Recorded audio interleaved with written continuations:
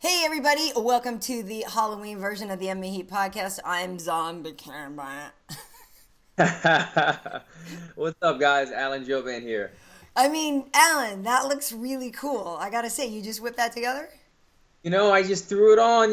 I go to this. I went to the Halloween shop, got a little black and white paint, Yeah. Googled a couple skeleton faces, and boom. I know it looks like I hired a professional makeup artist, but I Well, got skill. yeah, I would figure as with your time from modeling, you know your way around a makeup brush a little bit. Ah, was that a compliment or? No, it's a compliment. No, for sure. I think that's great. I think you would know how to contour your, it's a I'll take. compliment.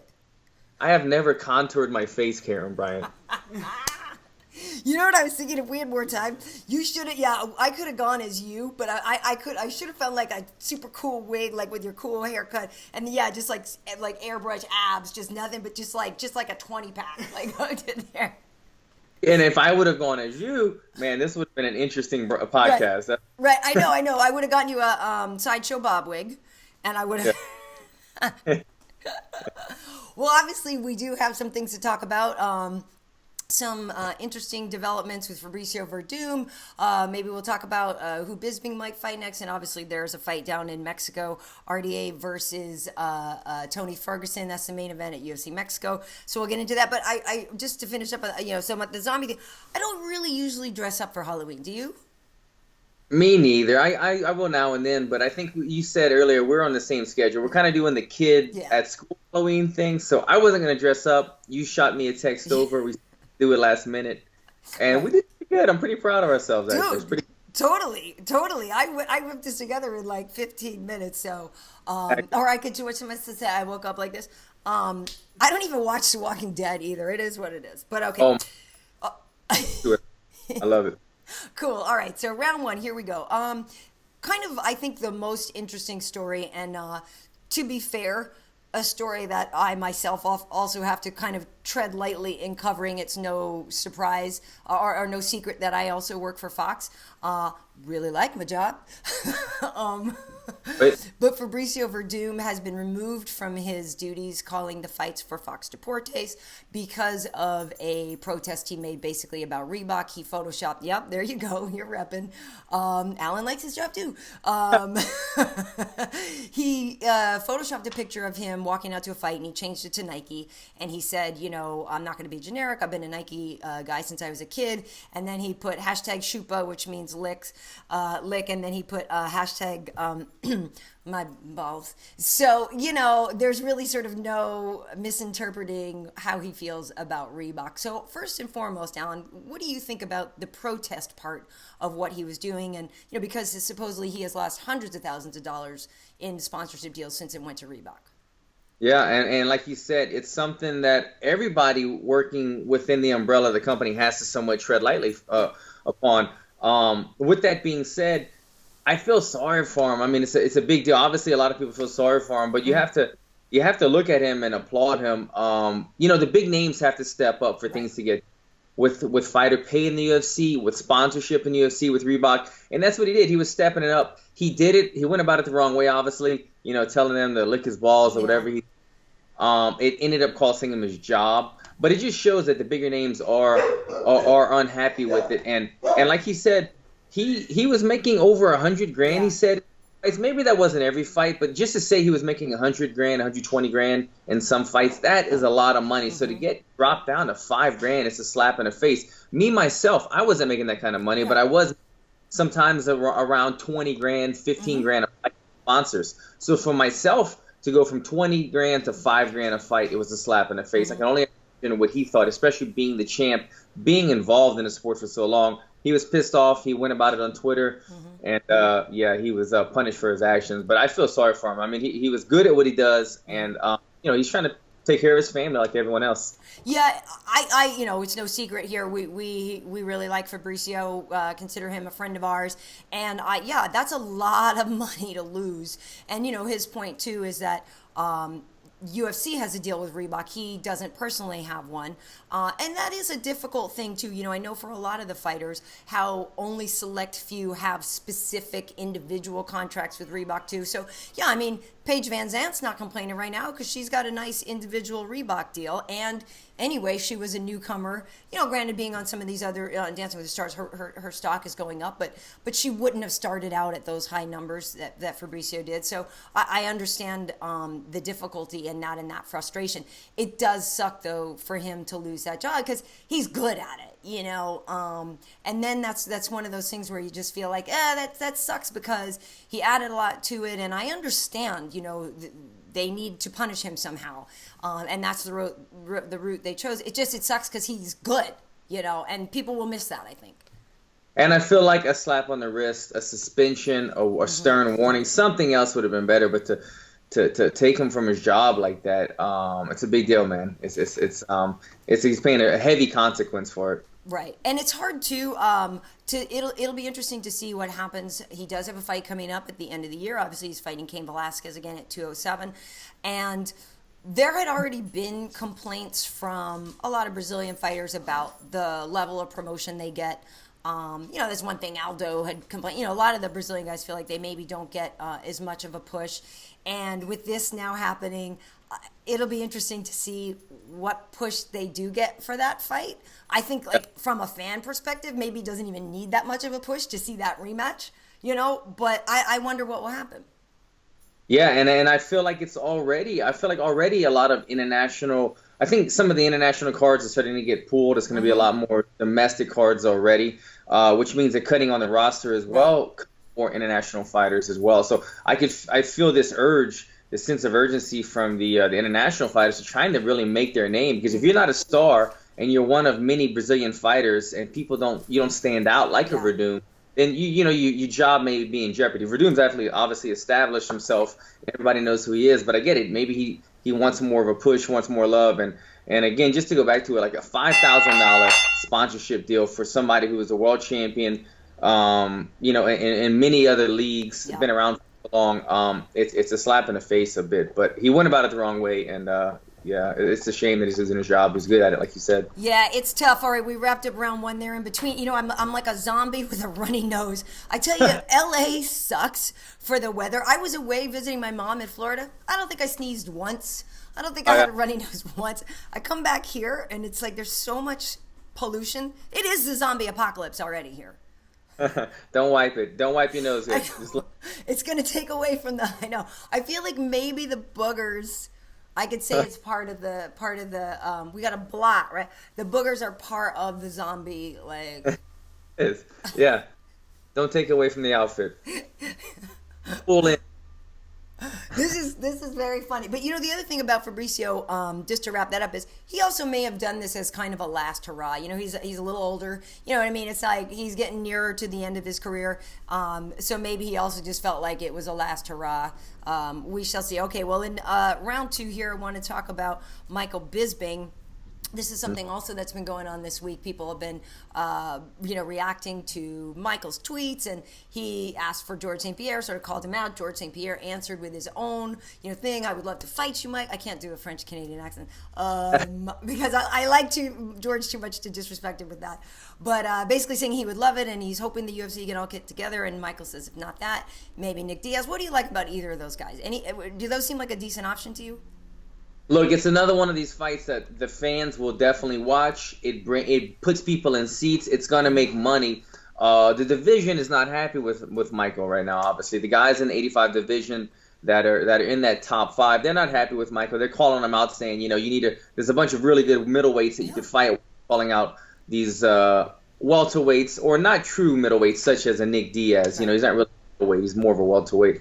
And I get it; they rightfully should be mad. But when you look at it, everybody's kind of taken right now. Everybody has the fight's coming up in Australia real soon with Luke Rockhold, and he's fighting. Remind me again, he's fighting Jacare. Thank you. Yep. And 205, we have Weidman and Yoel Romero. Mm-hmm. So the only guy really that's left in that picture is your fan, the quiet one. Gegard, but he's fighting Uriah now. They're fighting in Belfast. So who's left? Exactly, who's left? And he's doing like any smart fighter would do. You look at Tyron Woodley. Mm-hmm. He's calling it. Everybody realizes this is the era of the UFC right now. The era of the UFC where you can get those big fights. They don't necessarily have to make sense numerically in the order of how it's going. As long as it's a big fight, entertaining fight, it could happen. So yeah, he's trying to make it happen, and credit to him that he's trying to stay busy. I think I've told you already before. If I was Michael Bisping, I would be in Hawaii or somewhere on a beach right now.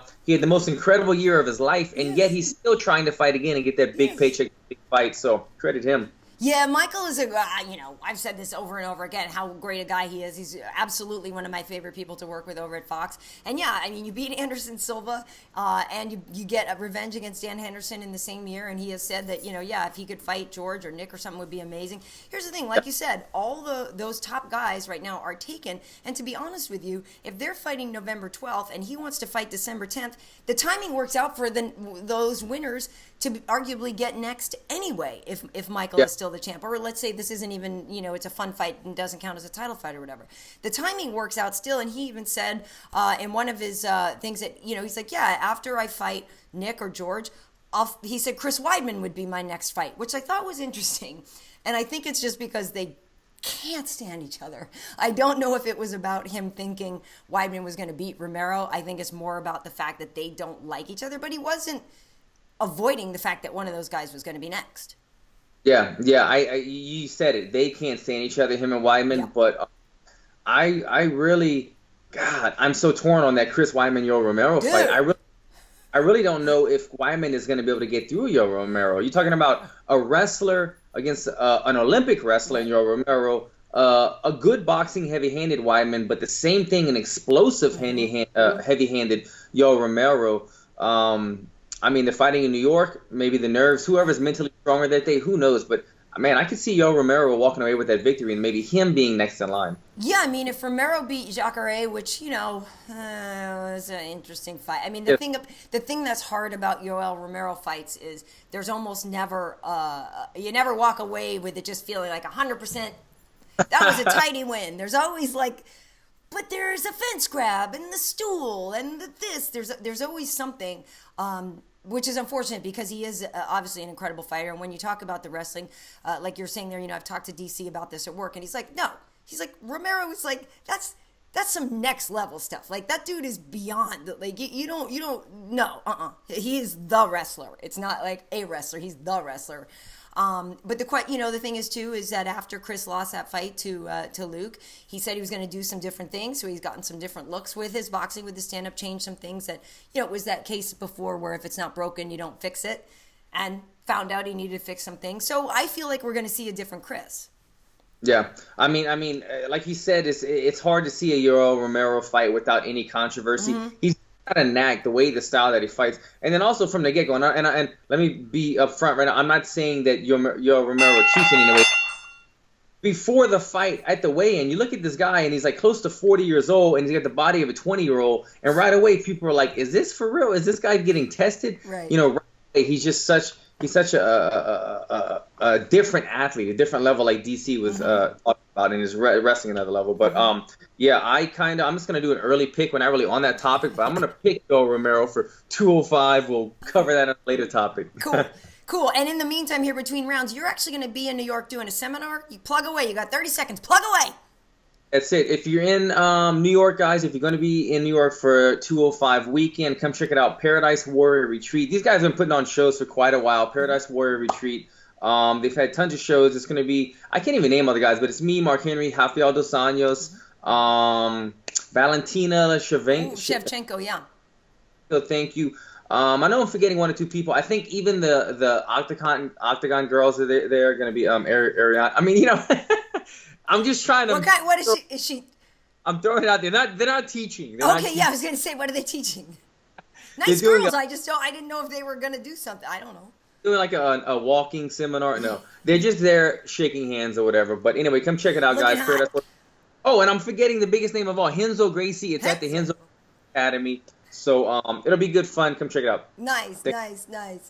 Awesome. Okay, well, in round 3 here, I want to talk about something you mentioned, Rafael dos Anjos.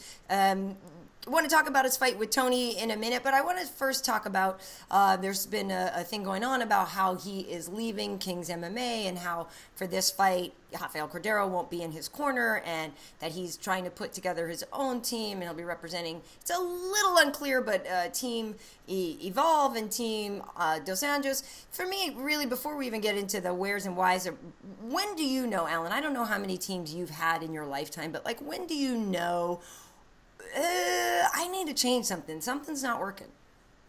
Yeah, I mean, it depends what the reasoning is behind it. There's different factors. I've left my team one time. I started off at Legends MMA. It was bombs evolved into Legends MMA. That's where I spent most of my career. And the gym eventually did not evolve with me. I needed more training partners, more coaches, everything, and I had to move on. And it was a difficult time, man. It's really tough leaving your family that you train with and these people that know you so well. In his case, I don't know if the gym didn't evolve. Obviously, it's a world-class gym. They have world-class coaches, and he has great bodies. He has great guys to work with over there. Jake Ellenberger and Werdum and all these other people that train over at the gym. So obviously, what that tells me is that there must have been something I don't want to say personal, but it must have been something that wasn't clicking, an energy level. And we saw he didn't really give us any clear reasoning why he was leaving the gym. But the one thing that he did put out there was after he lost the belt, you kind of see who your true friends are. He made a quote somewhere along those lines saying that, with or without the belt, you see who your true friends are. And then that was really the only kind of soundbite that we got in regards to what may have or may not have happened at the gym. So that's the only thing I can attribute to it, that something happened. There was something there, personal or energy. He didn't feel the love, that he was getting the love after the belt, decided to move on. Hopefully that doesn't hurt him. You see Beneil's on the same card. His teammate, Dariush, he opened up at King's MMA. So he's tied in very closely with Rafael. But they're still training together, Beneil. And they're in Mexico right now, as you told me earlier, training together.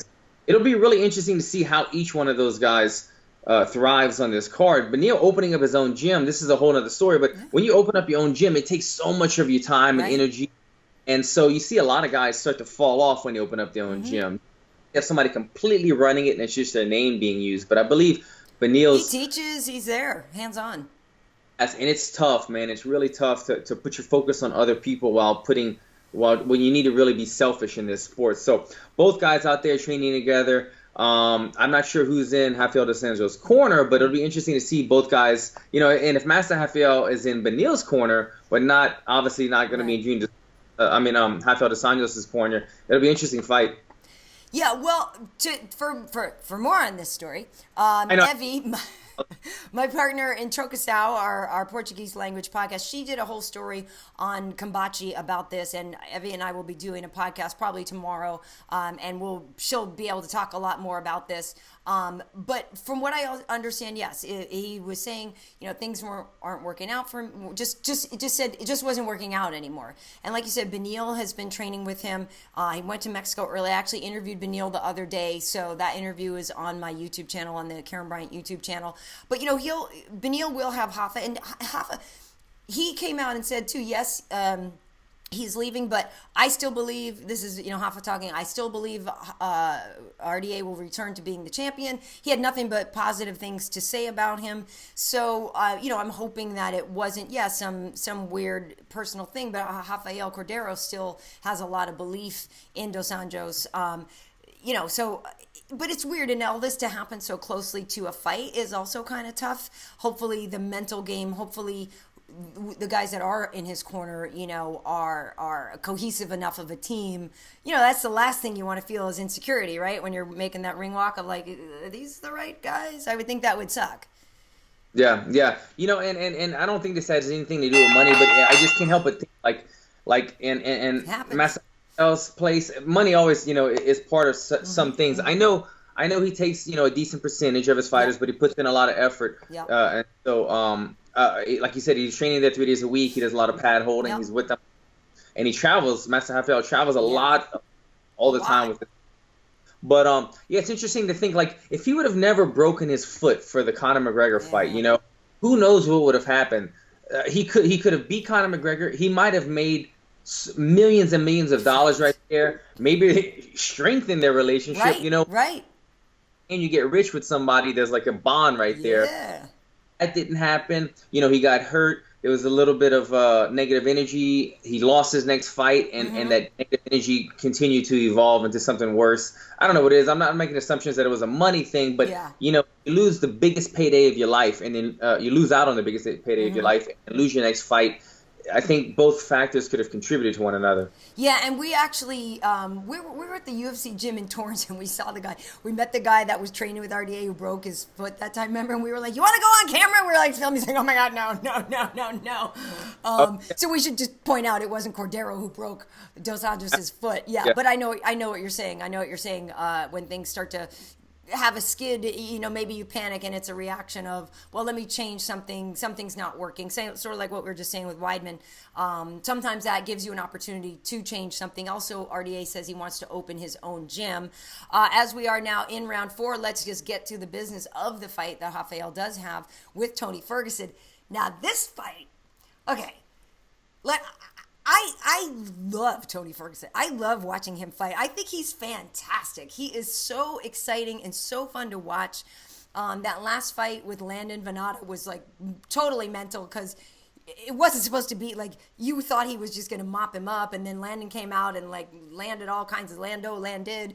And it was just weird. And I thought for a second, like, is Ferguson going to get upset by the guy who walked in at the last minute? But he's got such a fun style, so unorthodox, and you know you've often been called unorthodox. And do you feel that you know it's a difficult thing, right, to prepare for somebody when you don't know if a cartwheel kick is coming next or what is why did I forget the name of that when you kind of like jump in and roll to try to get an ankle lock? Why am I blanking on? Yeah, no, I don't know the name either, but you mean Tony Ferguson's Ferguson tape does that, yeah. He loves those. I don't remember the name of them either. Like an Imanari roll, or I don't even know. Yeah, but that sounds right. Yeah, Also Tony sounds like what I ordered at the sushi place last night. It was fantastic. I didn't even know. A little salmon, a little avocado. Yeah, that I just made up. Yeah, you know, Tony Ferguson is completely unorthodox, and he's a wrestler first, right? He came from a wrestling background. He loves to promote Snapdown City, yes. But Tony is not a typical level change power double type wrestler. He loves to do, like you said, like a rolling ankle type. A rolling ankle pick or something like that type takedowns. He doesn't do traditional takedowns. I think that's going to have to be what wins the fight for Tony Ferguson. His unorthodox kind of crazy style, catching you in a scramble, maybe catching you in a darce. When you look at it on paper, and paper doesn't always tell the story of fights, but when you look at it on paper, this is a really tough fight for Tony. You know, he's going against a very powerful RDA who has great cardio, who's very strong, who's a black belt in jiu-jitsu, who's probably the more technical striker. Tony does good in striking. He's very long, and when he gets hit, sometimes he just bites out on his mouthpiece. But he doesn't always have a consistent flow of striking. You know, he'll lose his striking, he'll win. He's back and forth in fights. Where Dos Anjos has a consistent level of technicality that he continues to press forward, and you know he's got that pressure. So Tony Ferguson also, I don't find him to be much of a jiu-jitsu threat on his back. You know, he's not a guard player at all. If he gets on top, you're in deep trouble. Obviously, he loves the darces. But if you get on top of Tony, he's good at scrambling to his feet, but not so good at throwing up submissions from the guard. With that said, I've been following him on Instagram. I've been following my trainer, Eddie Bravo. They've put together quite the camp, the jiu-jitsu-minded camp, it looks like. So that is somewhat is what they're expecting, to either take down RDA or to maybe just look for a worst-case scenario of being on the ground with RDA on top of you, because he's been in a camp in Big Bear for a couple of weeks with 3 or 4 great brown and black belts from and so he's really been focusing, look at what looks for me on social media, heavily in the jiu-jitsu game. So maybe he's expecting a grappling type fight. Yeah, I agree with you, and it's smart because he has done the high-altitude training, and we know that Rafael already went to Mexico. I believe you have to watch the interview with Beneil, but I think he said they were there at like 10 or 12, a couple weeks in advance. I mean, obviously they learned that, you know, training alongside Werdum, they learned the value of going there early, and like you said, Tony's been up in Big Bear.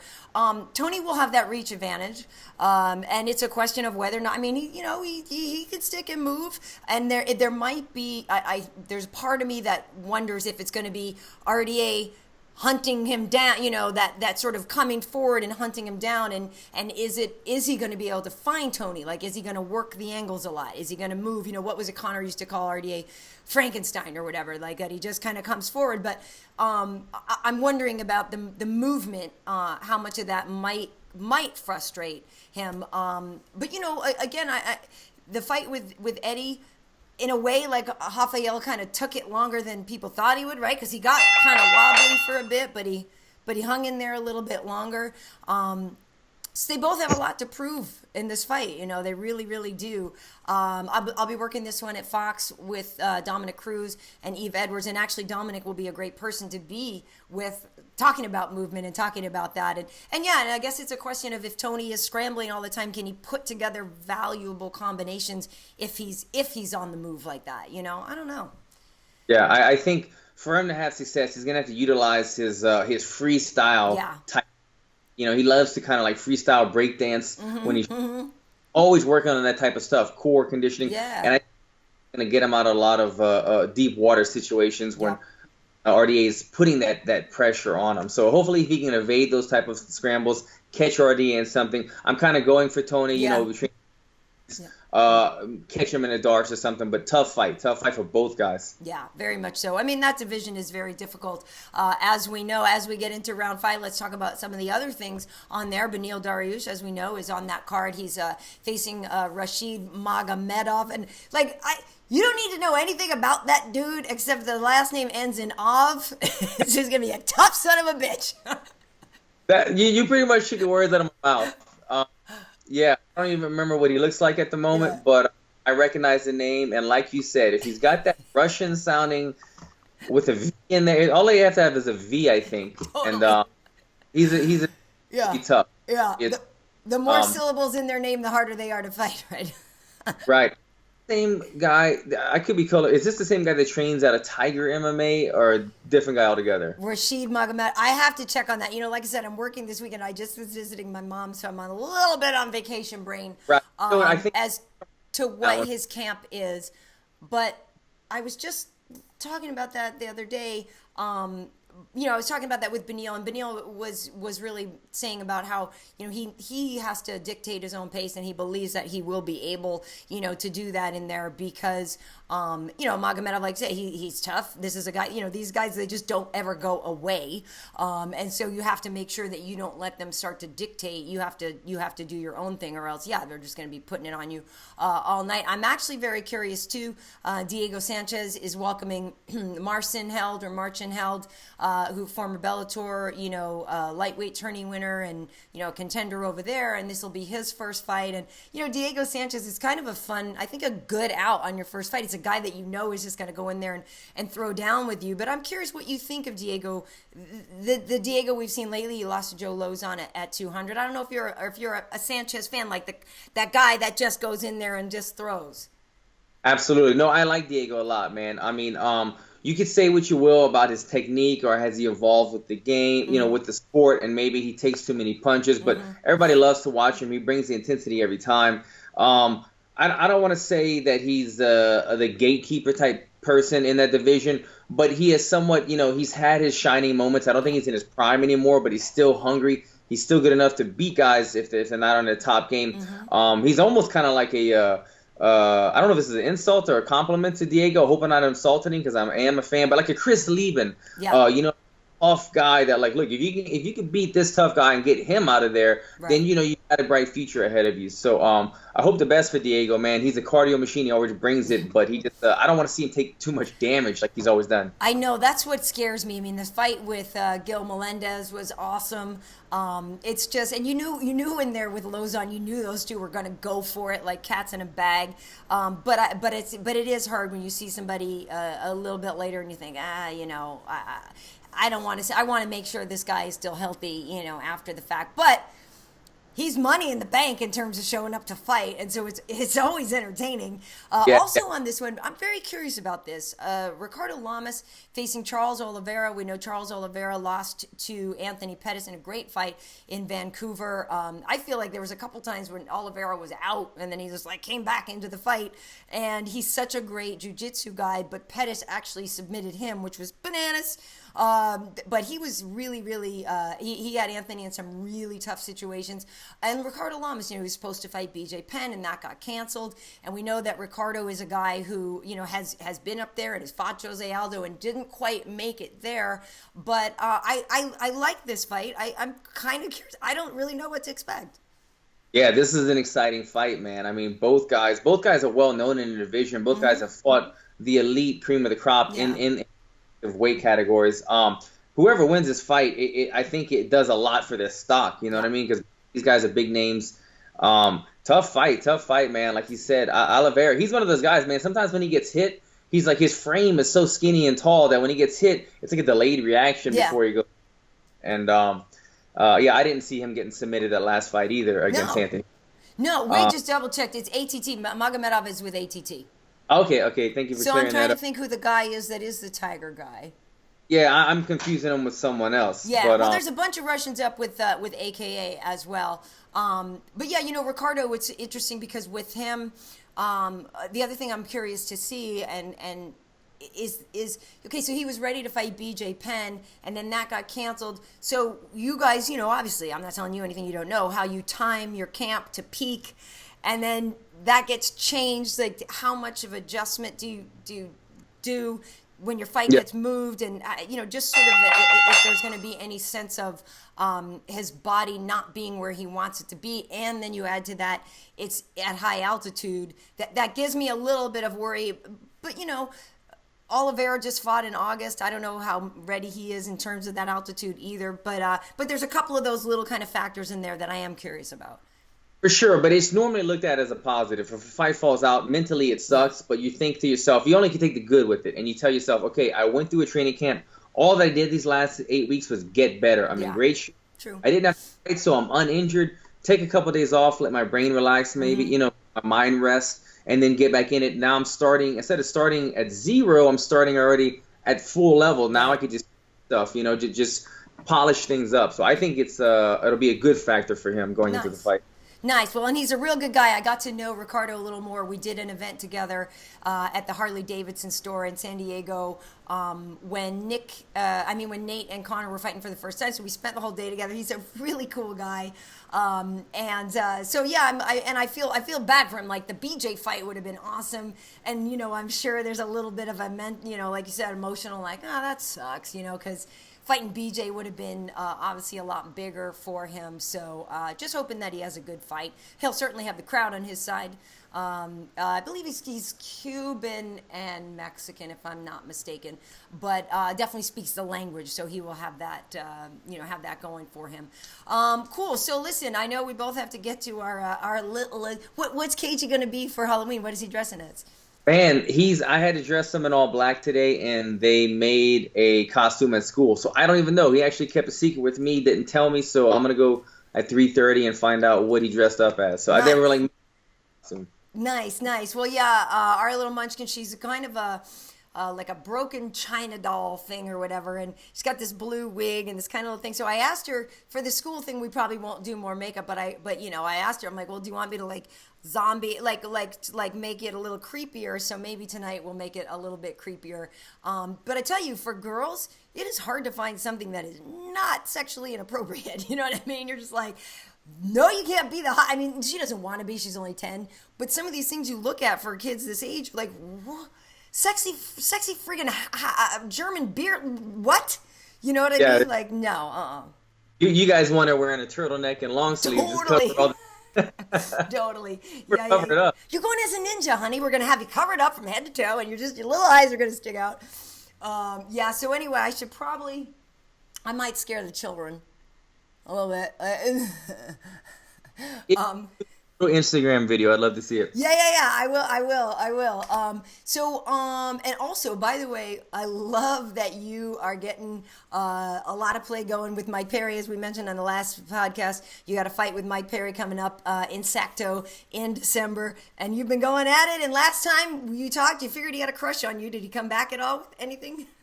You know what? I don't think I responded after the last one. We went back and forth a little bit. And I see that Mike Perry's a guy that, like, either he's really into that kind of stuff, or he's just trying to do the McGregor thing. But I don't have time to be checking Twitter every single morning. coming back with responses. He's really into that. I was like, you know what? Let me go. I'm gonna get my training in, Right. and we'll take care of it. He knows how I feel about him. I let him know. I never would have had beef with him if he wouldn't have came out on me, but he came out not mad, created a lot of hype, so it's all good. But he knows how I feel about him. How I've already let him know, and yeah, we're gonna collide when we get in the cage together. Nice. Can't wait. Can't wait. And until then, on social media, where can people find you? Check me out, guys. At Alan Joban, everything. Awesome. And again, the Paradise Warrior Retreat is in New York on the 12th, the day of the 12th, or is it the 13th?